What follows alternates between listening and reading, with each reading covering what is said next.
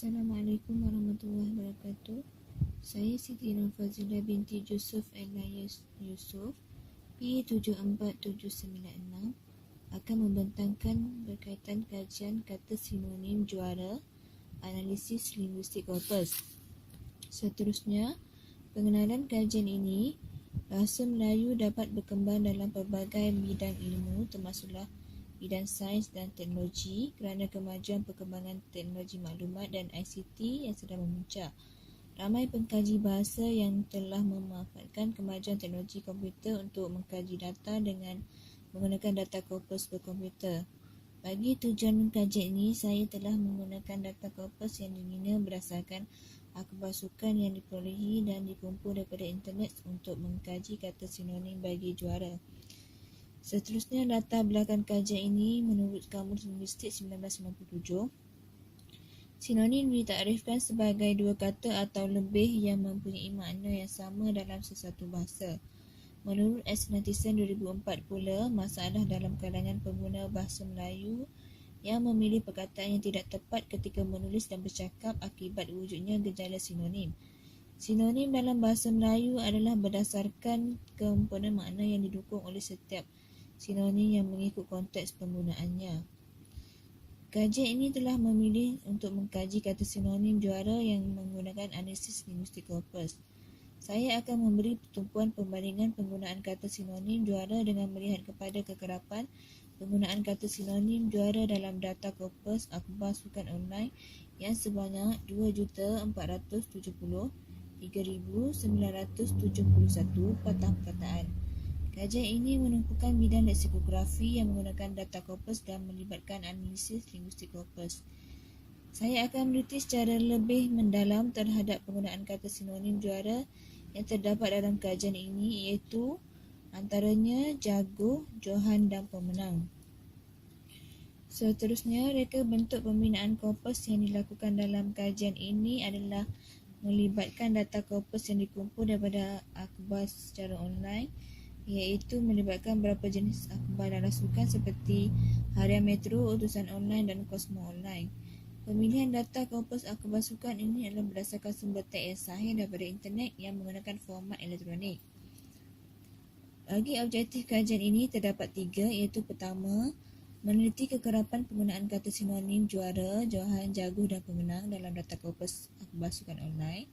Kedua adalah menganalisis dan menghuraikan penggunaan kata nama sinonim juara, johan, jago dan pemenang dalam data korpus akhbar sukan online. Ketiga adalah melakukan pendefinisian semula kata sinonim yang dikaji. Bagi skop kajian ini, saya menggunakan data korpus 3 buah akhbar sukan yang dikumpul dari internet, iaitu Harian Metro, Utusan Online dan Kosmo Online. Terdapat sebanyak 3,684 jumlah keseluruhan entry data akhbar sukan online yang dibina oleh saya dengan jumlah katanya ialah 2,473,971 patah-pataan daripada keseluruhan dapatan data korpus. Kajian korpus ini juga adalah jenis korpus khusus, iaitu korpus yang terdiri daripada data tulisan akhbar sukan dan data korpus tertutup kerana penetapan saiz korpus yang telah ditetapkan dalam kajian ini. Seterusnya, penelitian perbandingan terhadap kata sinonim bagi kajian ini adalah juara, johan, jago dan pemenang yang tergolong dalam kata nama dan mempunyai makna yang saling melingkari antara satu sama lain akan diteliti. Maklumat kekerapan kata sinonim yang dikaji akan diteliti dengan kekerapan mentah dan kekerapan relatif. Kajian ini juga menggunakan perisian komputer seperti perisian analisis konkodan (ANCON) versi 3.4.3W yang melibatkan data korpus, iaitu akhbar sukan online yang berkaitan dengan kuantitatif dan kualitatif. Seterusnya, kuasa ilmu kajian ini terbagi kepada 2 aspek, iaitu aspek pertama melibatkan linguistik korpus, iaitu kajian pemantapan dan pembinaan ilmu linguistik berasaskan korpus, transformasi statistik senarai kekerapan kata oleh Imran Hu 2009. Penulis telah meneliti statistik maklumat kekerapan kata dalam kajian berasaskan korpus terhadap manifesto pilihan raya pada tahun 2008. Penulis telah membuat perbandingan dalam kajian dengan melihat kepada kekerapan mentah, kekerapan relatif, visualisasi data kekerapan di antara manifesto BN, PTR PLUS dan DAP. Seterusnya, penulis telah menggunakan Wordsmith 5.0 untuk menjana senarai kekerapan kata dengan kaedah statistik yang berbeza. Kajian kedua adalah melibatkan Language and Computer, New Direction in Language Research and Teaching oleh Mizuku Yasumaji dalam Journal of Language Study, volume 8. Penulis mengaplikasikan penggunaan komputer melibatkan kajian korpus perincian akses dalam melakukan penyelidikan yang berkaitan dengan bahasa. Penulis membincangkan tentang kepentingan kajian bahasa yang menggunakan data korpus, iaitu mempunyai keupayaan dalam mengakses data yang besar, menyimpan dan mengendalikan data dengan cepat dan mudah. Seterusnya, kajian berkaitan dengan kata aspek yang kedua konsep ilmu, iaitu kata sinonim. Kajian pertama ialah sinonim dalam bahasa Melayu, satu pemberian semula oleh Hasminda Haji Hassan pada tahun 2006. Penulis telah menganalisis sebanyak 30 kata nama yang dipilih secara lawak daripada Kamus Sinonim Antoni Melayu Utusan 1997 sebagai sampel kajian. Penulis telah menggunakan analisis komponen makna bagi membandingkan kesinoniman kata berdasarkan bilangan kesamaan Fito yang dikongsi bersama.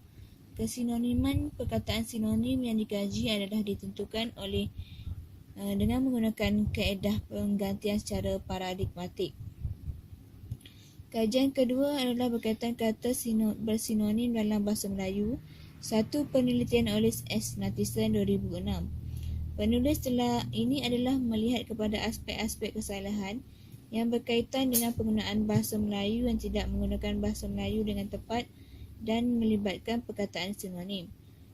Perbincangan yang diteliti oleh penulis adalah melihat kepada golongan kata nama, kata kerja, kata adjektif, kata tugas, kata pemberi, kata penegas, kata nafi, kata bantu ragam, kata sendi dan kata hubung yang dianalisis berdasarkan kata sinonim.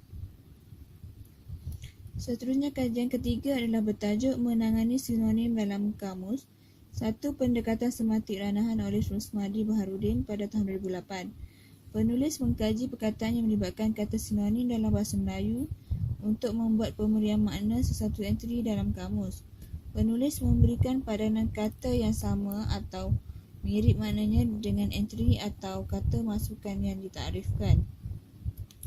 Seterusnya, bahagian metodologi kajian ini, kaedah pertama dalam kajian ini adalah proses yang melibatkan pembinaan data korpus akhbar sukan online, iaitu perakaman data dilakukan oleh saya dengan mengambil dua artikel bidang sukan akhbar dalam talian, iaitu Akhbar Harian Metro, Utusan Online dan Kosmo Online. Kaedah kedua pula adalah melibatkan kaedah kuantitatif, iaitu saya akan melihat kekerapan perkataan sinonim, juara, jago, johan dan pemenang dalam data korpus sukan online yang dibina. Kaedah ketiga pula adalah penghuraian secara kualitatif terhadap dapatan hasil data yang diperolehi akan dilakukan oleh saya. Seterusnya, pemprosesan data dilakukan. Data-data ini kemudiannya diproses melalui perincian komputer yang dikenali sebagai Encon 3.4.3W. Tugas yang dapat diaplikasikan dengan penggunaan Encon 3.4.3W adalah menyenaraikan semua perkataan yang terdapat dalam korpus kajian dalam bentuk mengikut abjad dan frekuensi atau kekerapan sesuatu perkataan. Analisis kajian pula, saya meneliti setiap kata sinonim ini menurut Kamus Dewan edisi keempat, itu pada tahun 2010, dapat menjelaskan dalam jadual berikut, iaitu perkataan juara membawa maksud pemimpin dan pelerai di gelanggang sabung juru adu, orang yang memimpin sesuatu majlis jamuan, johan dalam pertandingan, ahli dalam sesuatu permainan, orang kedua penting dalam persembahan dikir barat yang tugasnya memulakan dikir barat dalam keadaan duduk dan diikuti oleh awak-awak. Bagi maksud johan pula ialah dunia alam, orang yang menang dalam pertandingan juara. Perkataan jago pula membawa maksud ayam jantan, calon dalam sesuatu pemilihan, manakala pemenang pula membawa maksud orang yang menang. Seterusnya, medan makna yang akan diteliti terhadap kata sinonim juara, jaguh, johan dan pemenang. Hal ini, perkataan juara, johan dan pemenang membawa medan makna iaitu orang yang menang dalam pertandingan, manakala jaguh pula adalah calon dalam satu pemilihan. Bagi analisis seterusnya melihat kepada aspek kekerapan dan ranking kata perkataan sinonim. Bagi perkataan juara membawa kepada kekerapan sebanyak 7,333 iaitu pada tahap ranking ke-42. Seterusnya perkataan jaguh pula mempunyai kekerapan sebanyak 1,016 dan kedudukan rankingnya adalah 421. Bagi perkataan johan pula mempunyai kekerapan sebanyak 77 kali dan kedudukan rankingnya adalah yang ke-2919 dan pemenang mempunyai kekerapan sebanyak 968 kali dan kedudukan rankingnya adalah 446. Bagi cara pengiraan kekerapan relatif dilakukan berdasarkan formula tersebut, iaitu kekerapan perkataan akan dibahagikan dengan jumlah keseluruhan perkataan dan kemudiannya didarabkan dengan 100%. Sehubungan ini, jadual berikut menunjukkan kepada kekerapan mentah, ranking dan kekerapan relatif kata sinonim juara, johan, jaguh dan pemenang berdasarkan pemerhatian dalam data korpus akhbar sukan online. Perkataan juara mempunyai kekerapan relatif sebanyak 0.296. Jaguh pula kekerapan relatifnya ialah 0.041. Bagi johan ialah 0.003 dan pemenang adalah 0.039. Seterusnya, jumlah peratusan penggunaan kata sinonim juara, jaguh, johan dan pemenang dalam data korpus akhbar online dapat dilihat dalam catapai tersebut, iaitu perkataan juara mempunyai nilai tertinggi iaitu sebanyak peratusan tertinggi iaitu sebanyak 78%, diikuti dengan perkataan jaguh sebanyak 11% dan pemenang 10%, manakala perkataan johan iaitu hanya mempunyai 1% sahaja. Bagi analisis seterusnya, kata sinonim yang bersesuaian akan diaplikasikan dalam ayat mengikut konteks akan ditandakan right seperti dalam jadual. Bagi contoh 1 dan 2 adalah membawa kepada kata sinonim juara, iaitu contohnya pengurus Greece selepas berjaya membawa juara Euro 2004 itu mara kepusingan, dan ayat kedua pula adalah melabuhkan tirainya dengan Jerman dinobatkan juara Piala Dunia buat kali keempat, menunjukkan hanya perkataan juara sahaja yang sesuai pada ayat tersebut dan tidak dapat digantikan dengan perkataan jaguh, johan dan pemenang. Berikut bagi contoh ketiga pula adalah menunjukkan bagi penggunaan kata jaguh, iaitu semangat itu mereka sampaikan melalui jaguh perseorangan negara Datuk Lee Chong Wei. Berikut juga contoh perkataan bagi johan dan pemenang bagi contoh ayat ke-5 dan 7 yang tidak dapat ditukarkan kepada contoh perkataan lain kerana tidak bersesuaian. Walau bagaimanapun,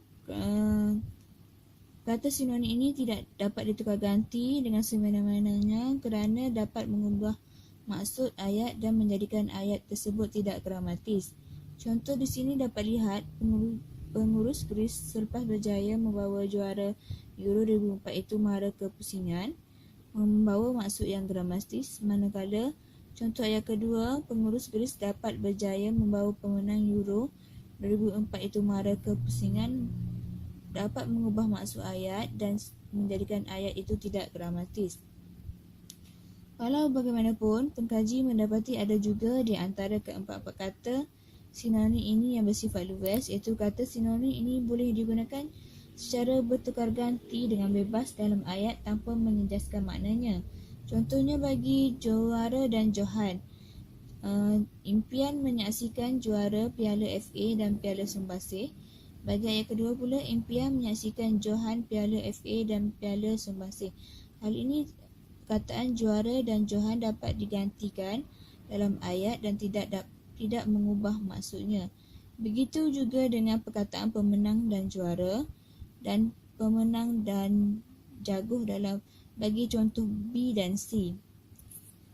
Seterusnya, saya melakukan pendefinisian semula bagi setiap kata sinonim yang dikaji, iaitu perkataan juara dapat didefinisikan sebagai berada pada tahap yang tinggi dalam sesebuah pencapaian yang mendapat sanjungan daripada ramai pihak. Perkataan jaguh pula ialah seseorang yang mempunyai kemahiran dan penguasaan dalam sesuatu perkara yang menjadikan dirinya mahir dan cekap untuk mencapai kemenangan. Perkataan Johan pula dapat didefinisikan sebagai mencapai kemenangan dalam sesuatu pertandingan, sama ada pada peringkat pertama atau kedua, contohnya Johan atau naib Johan. Bagi perkataan pemenang pula membawa maksud individu yang berkelayakan mendapat pengiktirafan setelah berjaya dalam sesuatu pertandingan. Seterusnya, kesimpulan bagi kajian ini, kajian linguistik korpus mampu menghasilkan data yang sahih kepada pengkaji bahasa dalam meneliti aspek-aspek bahasa yang ingin dikaji. Secara keseluruhannya, berdasarkan kajian ini, terdapat yang membawa makna sinonim bagi perkataan dalam kajian ini. Namun begitu, bukan semua adalah bersifat luas, iaitu dapat digunakan secara bertukar ganti dengan bebas dalam ayat. Perkataan tersebut mestilah digunakan berdasarkan makna yang didukung di dalamnya dan bersesuaian dengan konteks ayat yang hendak dihasilkan supaya gramatis dan difahami oleh pembaca. Sekian, terima kasih.